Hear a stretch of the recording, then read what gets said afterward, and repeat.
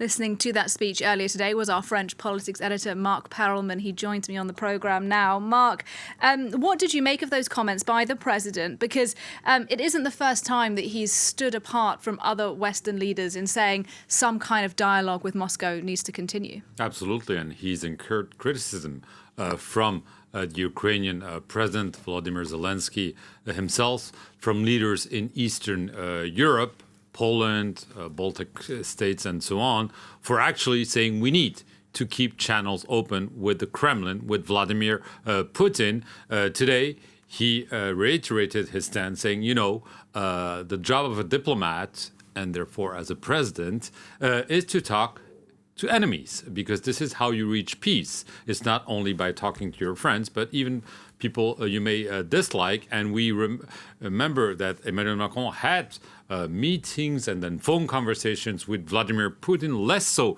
in recent weeks. But again, he reiterated his stance. This is obviously going to spark further criticism from those I mentioned before, who are saying, actually, we need really to sanction Russia. We need to stop talking to Vladimir Putin. This is giving him too much credit, given what he's done in Ukraine, which the French president also denounced, saying he invaded a country, he's violating all UN rules, he's violating territorial integrity, and he's brought war, and now, as we just saw, nuclear threat back on European soil.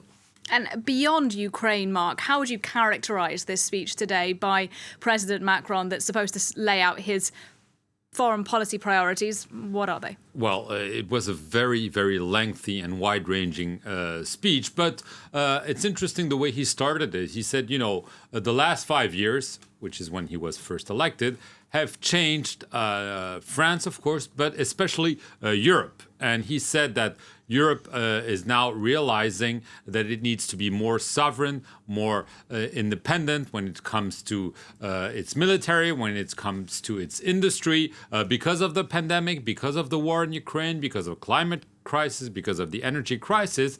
And he stressed that Germany, which had not really responded to his call for more present Europe on the global scene 5 years ago, had now really come much closer to his position. And he mentioned that Olaf Scholz, the German chancellor, made several speeches, declaration, saying, yes, this is a new era. Europe needs to wake up in many ways. And so this was a way for Emmanuel Macron to saying, Europe is now under threat. Its unity, its goals are now under threat. The only way to combat this threat is to be united. And he concluded by saying, the unthinkable happened. We need to be prepared for more unthinkable.